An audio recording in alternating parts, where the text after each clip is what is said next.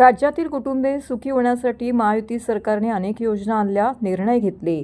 आमच्या लाडक्या बहीण योजनेच्या विरोधात सावत्र भाऊ आता नागपूर खंडपीठाकडे गेले आहेत. पण या सावत्र भावापासून सावध रहा आणि लाडकी बहीण योजना देणाऱ्या भावाची ताकद वाढवा. हा भाऊ बहिणींना देण्यात हात आखडता येणार नाही, अशी ग्वाही मुख्यमंत्री एकनाथ शिंदे यांनी पुन्हा एकदा दिली आहे. ठाणे जिल्हा शिवसेनेच्या वतीने आयोजित करण्यात आलेल्या 2022 व 2023 या वर्षाचा श्री गणेश दर्शन स्पर्धेचा पारितोषिक वितरण समारंभ मुख्यमंत्री एकनाथ शिंदे यांच्या हस्ते गडकरी रंगायतन येथे पार पडला. ज्येष्ठ गायक पद्मश्री सुरेश वाडकर, खासदार नरेश म्हस्के, आमदार प्रताप सरनाईक, आमदार रवींद्र फाटक, आमदार कुमार आयलानी, माजी महापौर मीनाक्षी शिंदे, शिवसेना महिला आघाडीच्या अनिता बिर्जे, शहर प्रमुख हेमंत पवार यावेळी उपस्थित होते. शिंदे यावेळी म्हणाले की शिवसेनेचे दिवंगत नेते आनंद दिघे यांनी सर्व सणांना व्यापक रूप दिले. दिघे यांचा हाच वारसा आम्ही पुढे चालवत आहोत. दिघे यांच्याकडे आलेला संकट, प्रश्न घेऊन आलेला सामान्य माणूस हसतमुखाने जायचा. दिघे यांची ही शिकवण मी पुढे नेत आहे. माझ्याकडे आलेला माणूस रिकाम्या हाताने जाता कामा नये, ही शिकवण मी लक्षात ठेवून काम करतो, असं ते म्हणाले. तर खासदार नरेश म्हस्के यांनी यावेळी प्रास्ताविक केलं. तर या स्पर्धेमध्ये प्रथम क्रमांक शिवसम्राट मित्रमंडळ, द्वितीय क्रमांक पोलीस मुख्यालय, तृतीय क्रमांक डवलेनगर रहिवासी सेवा मंडळ यांनी भूषवला आहे. तर सर्वोत्कृष्ट सजावटीसाठी गोपाळ गणेश मंडळाला, तर श्रीच्या उत्कृष्ट मूर्तीसाठी अष्टविनायक मित्रमंडळ, तर सर्वोत्कृष्ट मंडळ म्हणून प्रादेशिक मनोरुग्ण मित्रमंडळ यांना सन्मानित करण्यात आलं आहे. अनेक मंडळांचा या ठिकाणी गौरव करण्यात आला. गणेश दर्शन स्पर्धा म्हटले की एक नाव समोर येतं, एक चेहरा येतो, धर्मवीर आनंद दिघे साहेबांचा. त्यांनी गणेश दर्शन, गणेशोत्सव मोठा केला, दहीहंडी मोठी केली, नवरात्रोत्सव मोठा केला, शिवजयंती मोठी केली, सगळे सण मोठे केले. सगळे आपली संस्कृती, आपली परंपरा वाढवली, जोपासली, पुढे नेली. आज गोविंदा उत्सव म्हटलं की दिघे साहेबांचं नाव. आज मुंबईतला प्रत्येक गोविंदा टेमी नाक्याला येतो, सलामी देतो, पुढे जातो. ही परंपरा आहे, हा इतिहास. आणि ते दिवस आठवत आहे. नरेश म्हस्के मगाशी म्हणाले खुर्च्या लागल्यात की नाही, प्लेस लागलेत की नाही, झेंडे लागलेत की नाही, ते बघायचं. मी पण त्यातला तो कार्यक्रम. कारण दिघे साहेबाचा कार्यक्रम म्हटलं की त्यांना बिलकुल काय 19-20 चालत नाही. इथं बघितलं आम्ही, वातावरण तंग झालेलं. कधी त्यांना त्यांच्या मनासारखं झालं नाही की मग कसं ते वड्याचं तेल काय म्हणतो, वांग्यावर कोणाचा राग कोणावर, कोण भेटला तो संपत म्हणजे त्या दिवशीचा कार्यक्रम झाला. आणि अनेक असे प्रसंग आले. पण एकदा तर मीच भेटलो होतो त्यांच्या तावडीत. पण एक मात्र मला जाणवलं की काहीतरी कोणीतरी आपला मोठा आपल्या दरवर्षी याच्यामध्ये सुरेशजी मोठे आपले लोक यायचे, म्हणजे विविध क्षेत्रातली मोठी माणसं दिघे साहेब आणायची. आणि मग त्यांच्या शुभ हस्ते हा पारितोषिक वितरण सोहळा व्हायचा. तुमच्या मागे मी नाव घेत नाही, तुमच्या मागे मागे असा गोंडा मिरवायचा.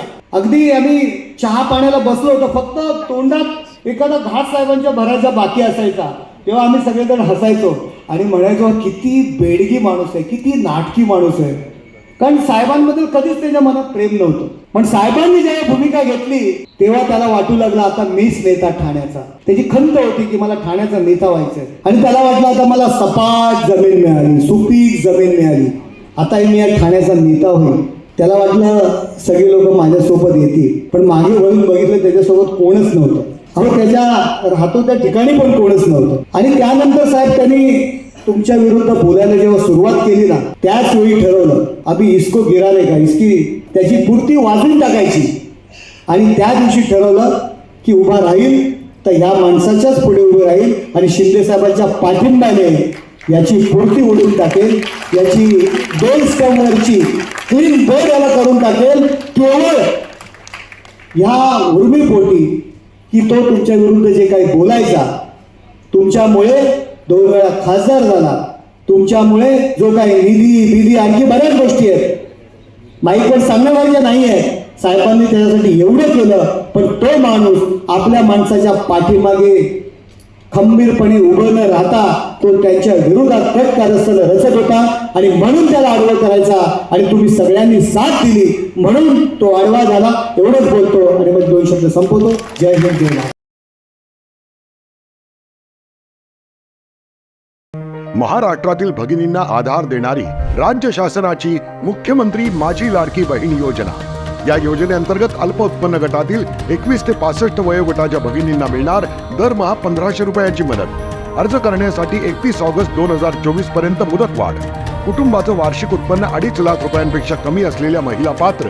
कुटुंबाकडे पिवळं किंवा केशरी रेशन कार्ड असल्यास उत्पन्नाचा दाखला आवश्यक नाही. पांढरं रेशन कार्ड असेल किंवा रेशन कार्ड नसेल तर कुटुंबाचं वार्षिक उत्पन्न 2.5 लाखांपेक्षा कमी असल्याचा दाखला आवश्यक. योजनेसाठीचा ऑनलाईन अर्ज नारी शक्ती दूत ॲपवरून किंवा पोर्टलवर भरता येईल. ज्या भगिनींना ऑनलाईन अर्ज भरता येत नसेल त्यांच्यासाठी अंगणवाडी, ग्रामपंचायत, वॉर्ड ऑफिस, सेतू सुविधा केंद्रामध्ये किंवा आशाताई बचत गटाच्या CRP यांची मदत उपलब्ध. आता आपल्याला अभिमानानं म्हणता येईल, सुखी आणि सुरक्षित आहे माझी लाडकी बहीण.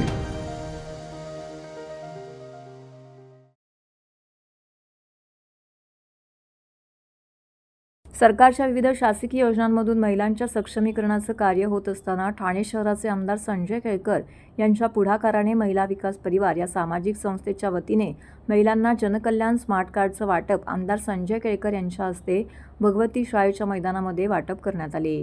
महिलांना संसाराचा गाडा आखण्यासाठी या मोफत जनकल्याण डिस्काउंट कार्डचा हातभार होणार आहे. जनसेवक आमदार संजय केळकर यांच्या पुढाकाराने ठाणे शहरातील सर्व महिला भगिनी सदस्यांना देण्यात आलेल्या जनकल्याण कार्डच्या माध्यमातून महिला भगिनी स्वतःसाठी आणि आपल्या कुटुंबासाठी दिलेल्या दुकानांच्या यादीमधून ज्या दुकानात खरेदी करतील तिथे त्यांना 15 ते 50% विशेष सूट मिळणार आहे. त्यामध्ये ठाण्यातील काही ठराविक दुकानांचा समावेश देखील करण्यात आलेला आहे. यावेळी भाषणात बोलताना आमदार संजय केळकर म्हणाले, मतांसाठी प्रासंगिक नाही तर सुरक्षा, सुविधा, सेवा आणि स्वयंरोजगार या चतुर्सूत्रीवरती मी वर्षभर महिला भगिनींच्या कल्याणासाठी विविध उपक्रम राबवत आहे. या उपक्रमांच्या माध्यमातून मुलींना ऑनलाईन शिक्षणासाठी मोफत क्लाउड ॲप उपलब्ध करून देण्यात आले आहेत. त्याचा लाभ सुमारे 2,500 मुलींनी घेतला आहे. 100 गरीब गरजू मुलींना मोफत अँड्रॉइड मोबाईल दिलेत. 750 मुलींना स्वसंरक्षणाचे धडे देणे, 1,500 मुलींना कॉम्प्युटर प्रशिक्षण देणे, स्वयंरोजगारासाठी दरवर्षी दिवाळी सणामध्ये महिला बचत गटाच्या 250हून अधिक महिलांना स्टॉलच्या माध्यमातून मोठे उत्पन्न उपलब्ध करून देणे यांसारखी कामंही सुरूच असतात. बचत गटाच्या 25 महिला चपाती भाकरीची ऑनलाईन विक्री करतायत. उत्तम पॅकिंग आणि गुणवत्ता असलेले हे अन्नपदार्थ घरपोच दिले जात आहेत. यातून महिलांचं सक्षमीकरण होत आहे. यावेळी महिला विकास परिवाराचे संयोजक पंढरीनाथ पवार, ठाणे जिल्हा हाऊसिंग फेडरेशनचे अध्यक्ष सीताराम राणे, माजी उपमहापौर सुभाष काळे, परिवहन सदस्य विकास पाटील, व्यापारी आघाडीचे ठाणे शहर अध्यक्ष मितेश शहा, मृणाल पेंडसे, माजी नगरसेविका प्रतिभा मडवे, नम्रता कोळी व हजारो महिला येथे उपस्थित होत्या.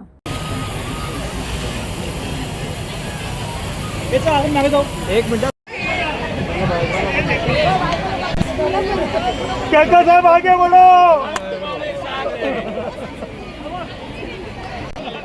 आपण उठायचे तोपर्यंत जागेवरून कोणीही उठणार नाही. सर्वांना कळकळीची विनंती आहे. ओके. नमस्कार. च्या कार्यक्रमाला हजारो आमच्या ठाण्यातल्या महिला भगिनी उपस्थित आहेत आणि हा एक छोटासा प्रयत्न आहे. शासनाच्या जशा योजना असतात निरनिराळ्या महिला सक्षमीकरणाच्या, सशक्तीकरणाच्या, तर या शहराला महिला भगिनींसाठी आम्ही ही एक योजना काढली आहे की ज्याच्यामधनं 80 आस्थापना याच्यामध्ये सहभागी झाले आहेत आणि जनकल्याण कार्ड, जसं स्मार्ट कार्ड आपण म्हणतो तसं एक जनकल्याण कार्ड या आमच्या महिला भगिनींना मोफत दिलं गेलं आहे. 80 आस्थापनांनी आम्हाला लेखी मान्य केलेलं आहे की ते 15% ते 40% सवलत देतील आणि साडीपासून ते फुटवेअरपर्यंत सर्व प्रकारची याच्यामध्ये सहभागी आहेत. महिलांचीही बचत होणार आहे आणि नफा यांचा कमी करून यांनी या आमच्या महिला विकास परिवारच्या माध्यमातून जो आम्ही हा उपक्रम चालू केलेला आहे तो त्याला खूप मोठा पाठबळ दिलेला आहे.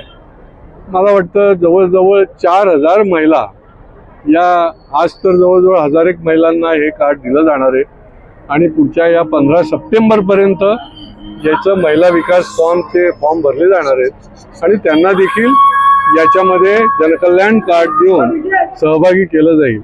4 आमची सूत्र आहेत की आमच्या महिला शक्तीसाठी, मातृशक्तीसाठी सुरक्षा, सुविधा, सेवा आणि स्वयंरोजगार, आणि याच्याकरता गेली 4-5 वर्षापासून जे आम्ही काम करतोय, तर हा एक त्याच्यातला उपक्रमाचा भाग आहे, जनकल्याण कार्ड.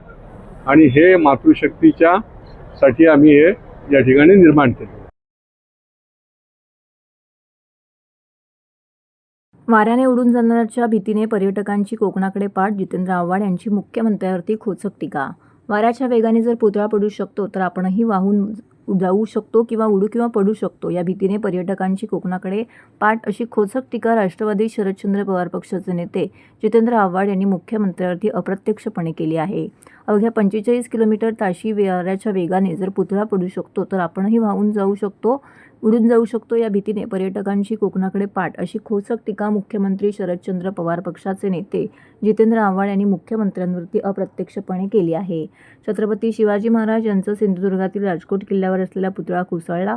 या घटनेनंतर तीव्र प्रतिक्रिया उमटू लागल्या आहेत. सत्ताधारी आणि विरोधकांमध्ये आरोप प्रत्यारोप सुरू आहेत.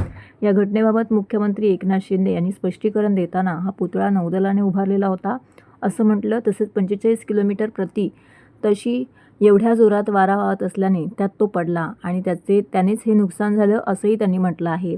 त्यावर आता राष्ट्रवादी शरदचंद्र पवार पक्षाचे नेते जितेंद्र आव्हाड यांनी समाज माध्यमावरती प्रतिक्रिया व्यक्त करत मुख्यमंत्री शिंदे यांच्यावरती टीका केली आहे.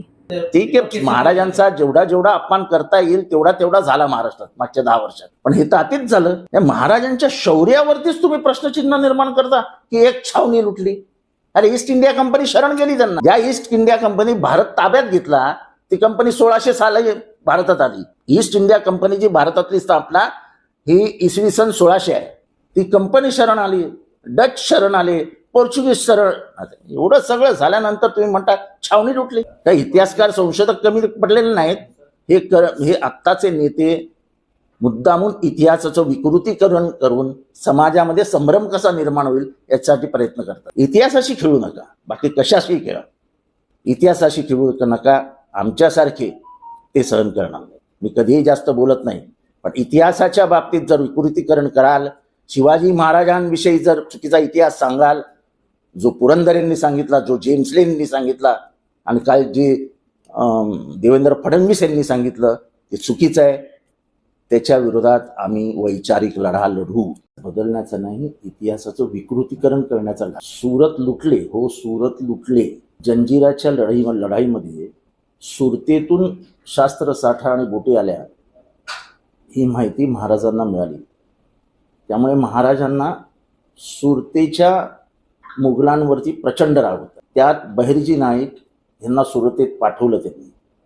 बहिर्जी नाईक यांनी त्याला अजून जोड दिली आणि किती श्रीमंती सुरतेत आहे याची सगळी माहिती त्यांनी महाराजांनी सुरतेत प्रवेश केला. सुरतेत प्रवेश करताच इनायत खान नावाचा जो सरदार होता मुघलांचा, त्यांनी निरोप समझोत्याचा धाडला आणि समझोताचा निरोप वकील घेऊन येईल आणि वकील बसेल असे सांगून त्यांनी एका अंगरक्षकास पाठवले. त्या अंगरक्षकाने महाराजांवर खुनी हल्ला करण्याचा प्रयत्न केला. त्याचं तात्काळ मुंडकं छाटण्यात आलं आणि तिथे असलेल्या 24 जणांचे हात कलम करण्यात आले आणि तिथनं सुरू झाली सुरतेची लूट. हे 1660 साली झालं आणि दुसरी लूट 1664 साली झाली. महाराजांनी काय काय लुटलं? कारण का ती आंतरराष्ट्रीय बाजारपेठेतली एक महत्वाची बाजारपेठ होती सुरत. अर्थात ती मुघलांच्या हाताखाली होती, हातात होती, पण तिथे डच म्हणजे आजचं हॉलंड त्यांची कंपनी होती, ईस्ट इंडिया कंपनी होती, फ्रेंच कंपनी होती, पोर्चुगीज कंपनी होती आणि मुघलांच्या वखारी होत्या. अनेक श्रीमंत व्यापारी तिथे धंदा करत असेल. म्हणजे श्रीमंतीला काही मर्यादाच नाही. आणि बहिर्जी नाईक ह्यांनी भिकाऱ्याच्या वेशात फिरून सुरतची इत्तमभूत माहिती महाराजांना दिलेली होती की कोण कसं आहे, कुठे काय. पण 2 माणसं जी त्यांच्या समोर नावं देण्यात आली, त्याच्यात एक फादर अँब्रोस, जे ख्रिश्चन धर्माचे पादरी काय म्हणतो आपण त्याला, आम्ही फादर म्हणतो. ह्यांच्या बाबतीत कळवण्यात आलं की ह्यांच्याकडे खूप धनसंपत्ती आहे, पण त्याबरोबर हेही सांगण्यात आलं की ते प्रचंड दानशूर आहेत आणि खूप गरिबांना मदत करत असतात. शिवाजी महाराजांनी तात्काळ निर्णय घेतला की त्या फादर अँब्रोसचं घर लुटायचं नाही. तसेच एक पारेख नावाचे व्यापारी होते, सुरतेतले सर्वात श्रीमंत व्यापारी. 1660 मध्येच त्यांचं निधन झालं. आणि मिळालेल्या माहितीनुसार पारेख हा सुद्धा प्रचंड दानशूर होता आणि त्यांनी कायम चांगल्या कामांना मध्ये मदत केली अशी माहिती मिळताच त्याचाही त्यांनी आदेश काढला की पारेखचं घर लुटायचं नाही, सोडून द्यायचं, कारण का तो वारल्यामुळे त्याची विधवा पत्नी तिथे होती. आणि महाराजांनी सुरत लुटलं. हो, सुरत लुटलं. जे शरण आले त्यांनी आपली धनसंपत्ती त्यांच्या पायाजवळ ठेवली, त्यांना माफ केलं. पण जे आले नाहीत त्यांचं लुटून ते घेऊन गेले आणि ही सगळी धनसंपत्ती त्यांनी रायगडावर ठेवली. आजचा दिवस इतिहासात सुवर्णाक्षरांनी लिहिण्यासारखा आहे. एकाच इमारतीत 12 राज्यातील 12 समाजासाठी जागा दिली जात असून अशा प्रकारचे समाजभवन प्रथमच साकारलं जात आहे, असं प्रतिपादन मुख्यमंत्री एकनाथ शिंदे यांनी कासारवडल येथील समाजभवनाच्या भूमिपूजन समारंभामध्ये केले. मुख्यमंत्री एकनाथ शिंदे यांच्या हस्ते ठाणे महानगरपालिका क्षेत्रात ओवळा माजीवाडा भागातील आमदार प्रताप सरनाईक यांच्या प्रयत्नांनी साकारलेल्या विविध प्रकल्पांचं लोकार्पण आणि भूमिपूजन सोहळा संपन्न झाला. या प्रसंगी खासदार नरेश म्हस्के, आमदार प्रताप सरनाईक, माजी आमदार रवींद्र फाटक, माजी महापौर अशोक वैती, माजी ज्येष्ठ नगरसेवक राम रेपाळे, परीक्षा सरनाईक, ठाणे महानगरपालिका आयुक्त सौरभ राव, जिल्हाधिकारी अशोक शिंगारे, अतिरिक्त आयुक्त संदीप माळी, प्रशांत रोडे, नगर अभियंता प्रशांत सोनाग्रा इत्यादी मान्यवर उपस्थित होते.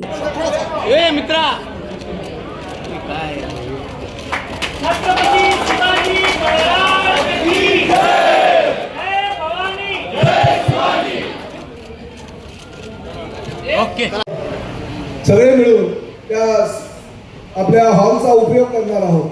मी माननीय मुख्यमंत्री एकनाथ शिंदे साहेबांना विनंती करतो की 11 कोटी रुपयाचा निधी दिला, जागा आम्ही उपलब्ध करून दिली, महापालिकेने रिसर नकाशे मंजूर केले, परंतु ही 1.5 वर्षामध्ये पत्रकार सोडून सगळ्यांना जर थोडं बसवलं तर बरं होईल. खुर्च्या आहेत, काही खुर्च्यांवर बसू शकतील लोक.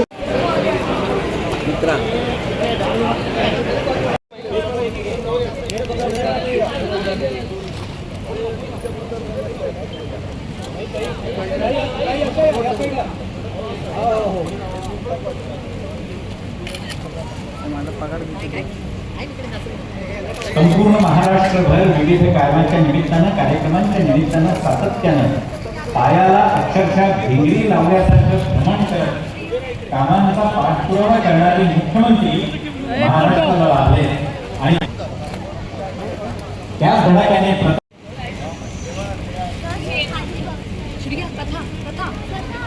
शरीराची लवचिकता हा जिथे प्राधान्याचा विषय असतो असा जिम्नॅस्टिकचा खेळ आणि विविध प्रॉपर्टीजचा वापर करून त्यांनी ते नेत्रदीपक कसरती या ठिकाणी सादर केले. एकदा जोरदार टाळ्या या सर्व जिम्नॅस्टिक खेळूसाठी.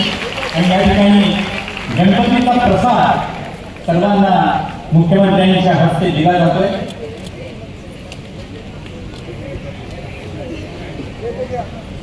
हा प्रसाद बाप्पाचा या शिक्षकांतर्गत हा सर्वांना प्रसाद दिला जाणार आहे. प्रातिनिधिक स्वरूपात आता काही महिलांना या ठिकाणी हा प्रसाद वाटप केला जाणार आहे.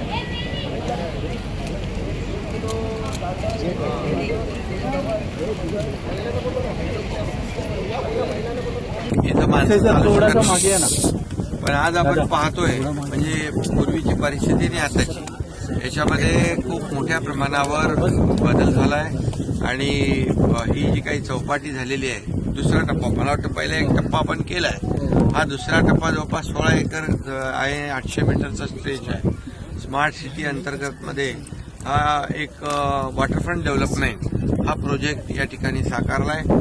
खरं म्हणजे मी पाहिल्यानंतर आपल्या ठाण्यामध्ये अशा प्रकारच्या चौपाट्या होत आहेत. मागे एकदा सेंट्रल पार्क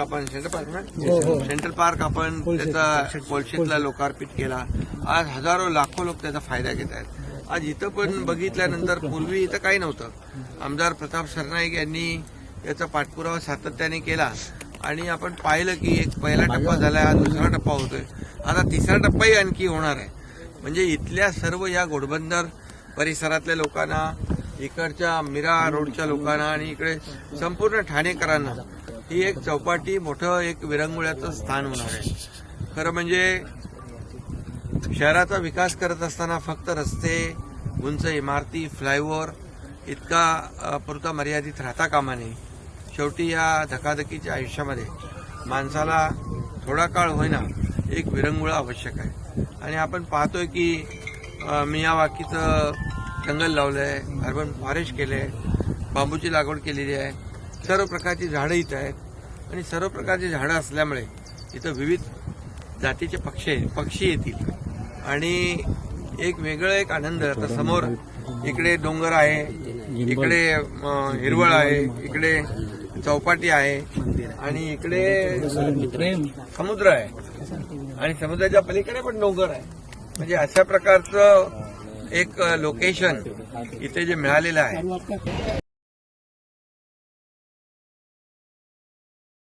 वय माणसाला म्हातारे बनवत नसते, मनानेच माणूस म्हातारा होत असतो. वयाच्या साठीतही जनकल्याणाचे विषय घेऊन तडीस नेण्याचा संकल्प आहे, असा निर्धार ठाणे महानगरपालिकेचे परिवहन सदस्य भाजपाचे ॲडव्होकेट सुरेश कोलते यांनी व्यक्त केला आहे.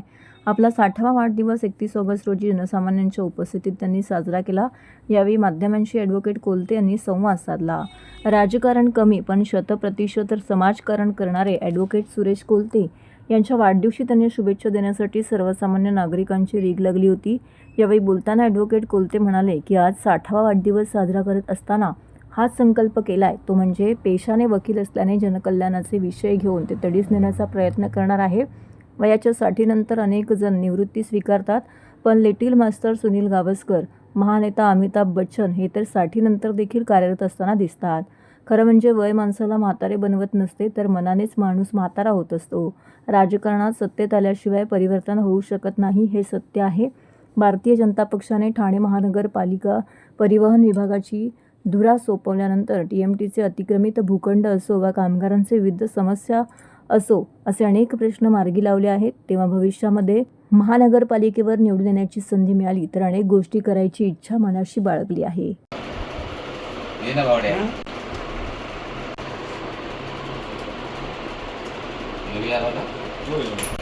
एक मिनिट व्हिडिओ.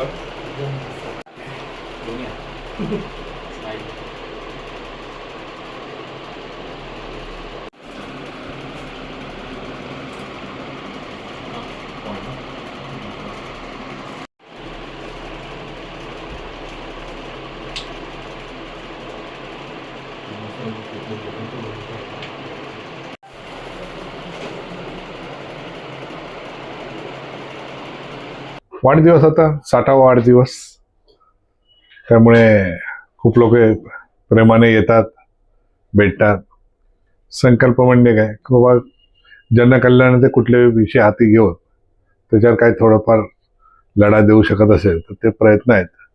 आणि वकील असल्यामुळे हायकोर्टातून रिट पिटिशनच्या मार्फत सर्वसामान्य जनतेला काय न्याय मिळू शकेल. उद्दिष्ट 60 म्हटली तर तुम्ही आता गावस्कर साहेबांना बघाल, सुनील गावस्कर, किंवा तुम्ही अमिताभ बच्चनना बघाल, तर ही उदाहरणं समोर बघितल्यानंतर रिटायरमेंटचा हा विषय वेगळाच असतो. त्याच्यामुळे ह्यांनी उभारी जी घेतली आहे, आता अमिताभ बच्चन यांचं हे उदाहरण घ्यायचं म्हटलं तर त्यांनी 200 करोड लॉसमध्ये आल्यानंतर आज ज्या उभारीने ते उभे आहेत, म्हणजे वय हा काही फरक करत नसतो आणि वय लोकांना म्हातारा बनवत नसतं. मनानेच माणूस म्हातारा होतं किंवा जवान असतं 100%. कारण कसं आहे की तुम्ही सत्तेत असल्याशिवाय तुम्ही चांगल्या गोष्टी घडवून आणू शकत नाही.